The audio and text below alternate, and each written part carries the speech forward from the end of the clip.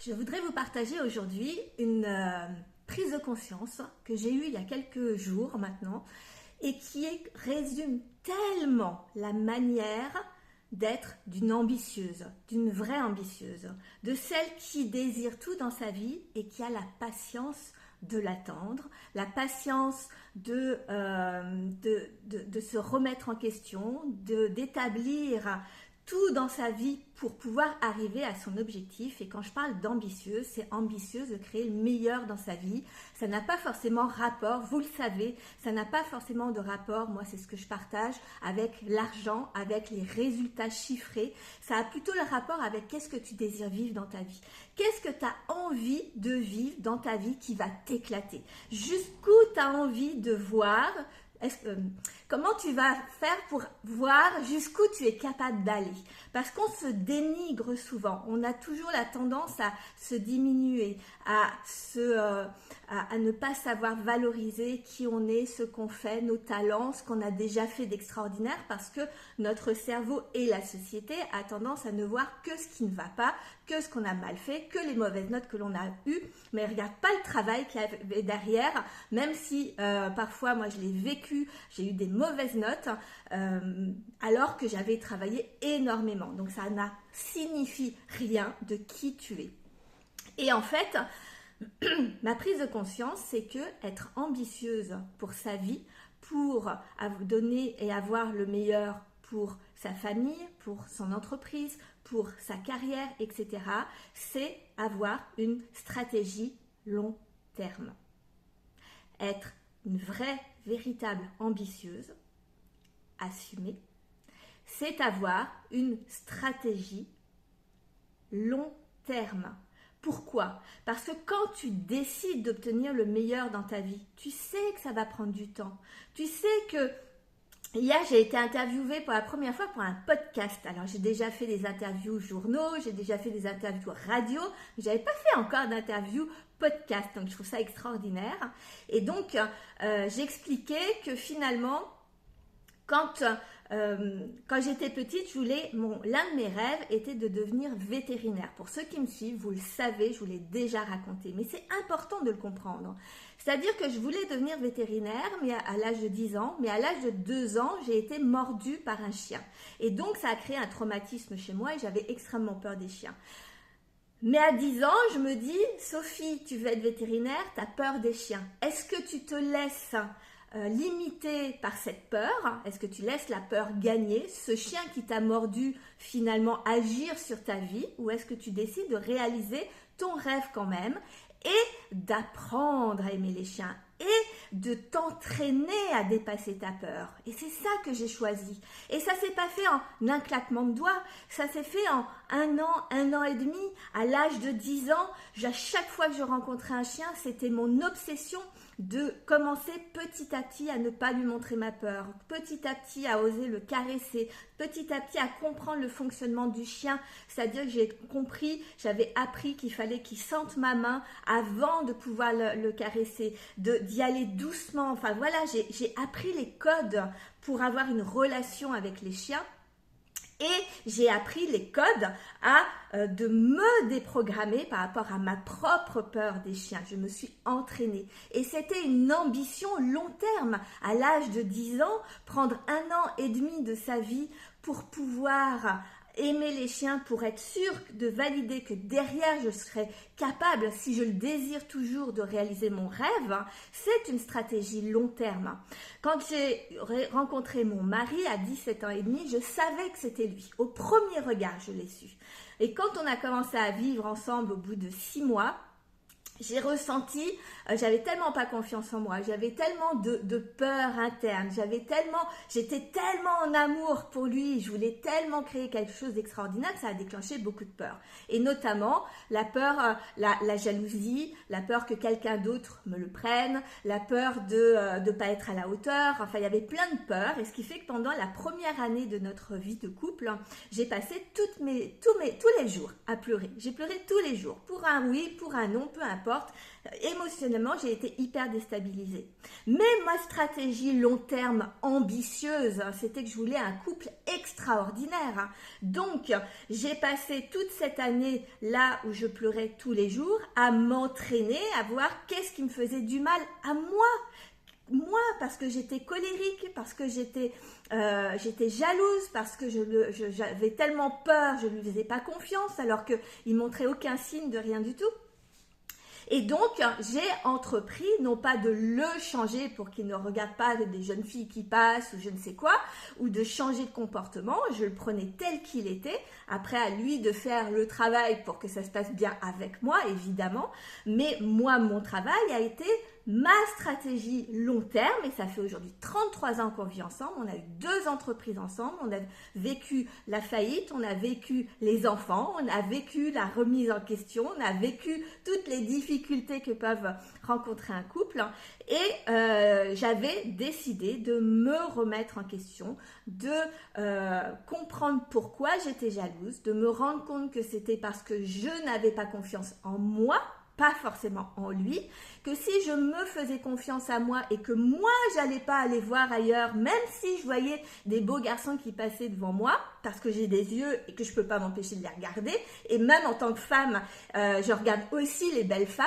et pourtant je n'ai aucune attirance pour les femmes, donc ça n'avait rien à voir avec lui ou ma capacité à le tromper, et donc si c'était valable pour moi, c'était valable pour lui. Et petit à petit, j'ai appris à raisonner mes émotions, raisonner mes pensées, et ma stratégie long terme a été de me transformer pour pouvoir le garder le plus longtemps possible. Et à chaque fois qu'on a eu des difficultés, on en a parlé, on a chacun pris sa propre responsabilité de changer notre vision personnelle des choses et nos comportements, et de faire plus confiance à l'autre.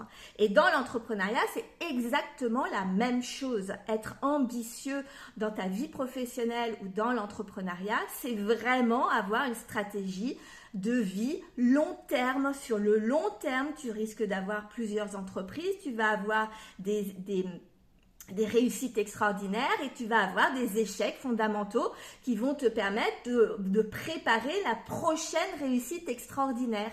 Et ce ne sont que des vagues comme ça. Et la stratégie de long terme derrière, c'est pas de se baser sur son chiffre d'affaires, c'est pas de se dire j'ai pas de chiffre d'affaires ou j'en ai pas assez ou c'est pas à la hauteur de ce que je désire, je suis une merde. Et je l'ai vécu pendant près de 4 ans à croire ça, mais non en fait, alors que j'ai 25 ans d'entrepreneuriat.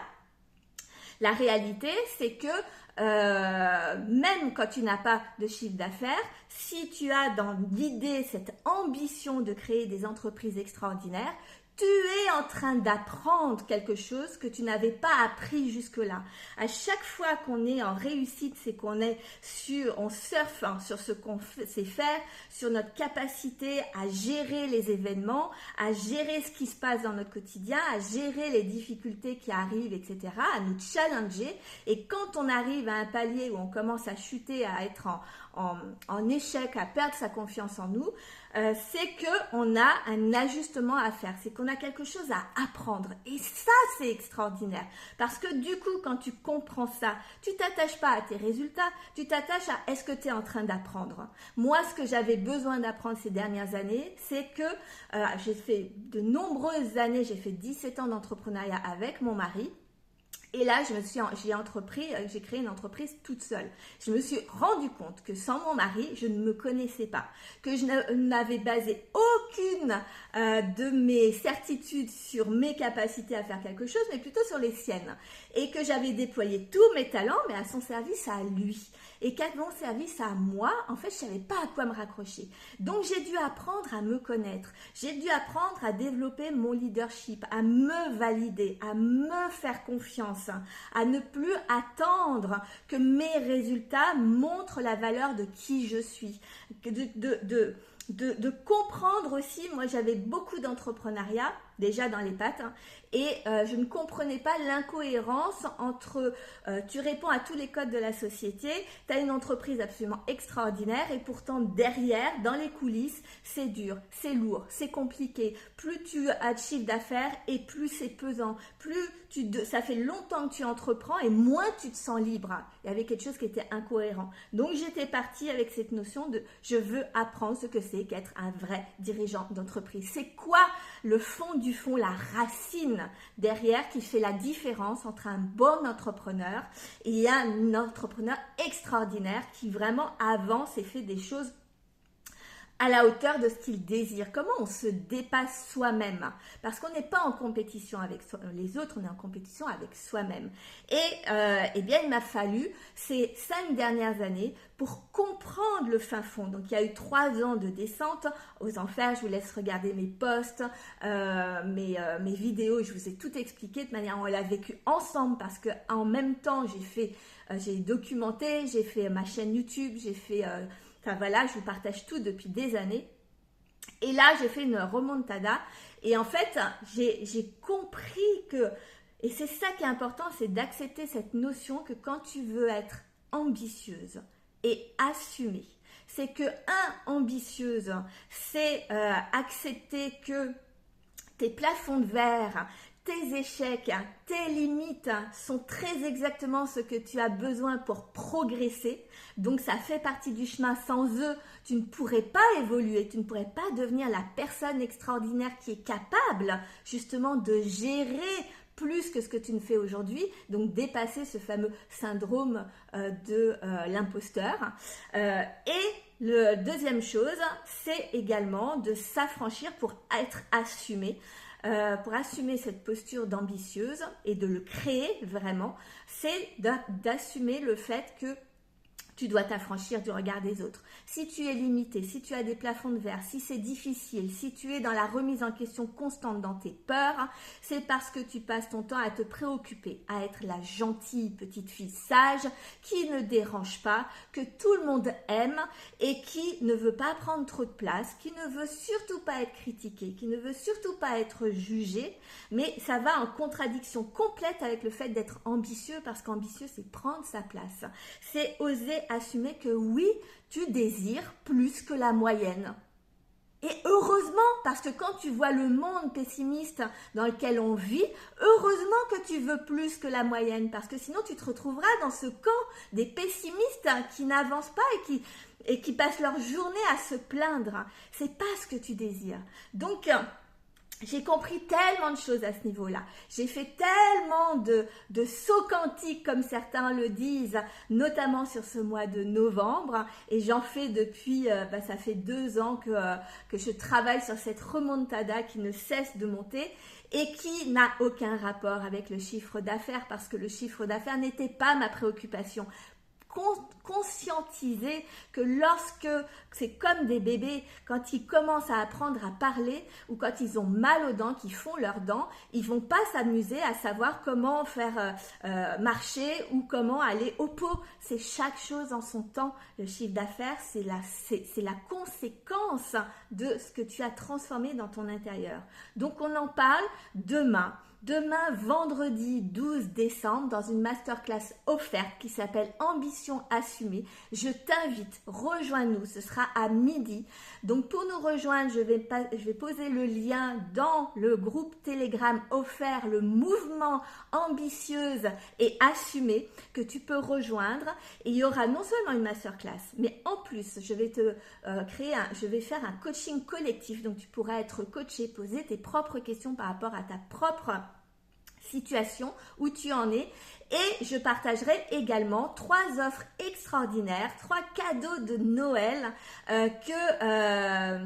que j'avais prévu normalement pour le Black Friday, mais le mois de novembre était tellement incroyable que j'ai pas eu le temps, donc je vais le faire en cadeau de Noël et qui va te permettre de vraiment de développer ce premier semestre 2026 en étant accompagné avec des offres que j'ai fait vraiment sur mesure et qui sont absolument extraordinaires. Je t'en parlerai demain. Donc, rejoins canal Telegram ambitieuse et assumée. Et demain, tu recevras le lien pour rejoindre le Zoom, pour rejoindre cette masterclass extraordinaire. J'ai hâte de t'y retrouver. Rejoins-nous. Et puis n'oublie pas, chaque femme qui se libère, c'est le monde qui s'équilibre. Prends ta place.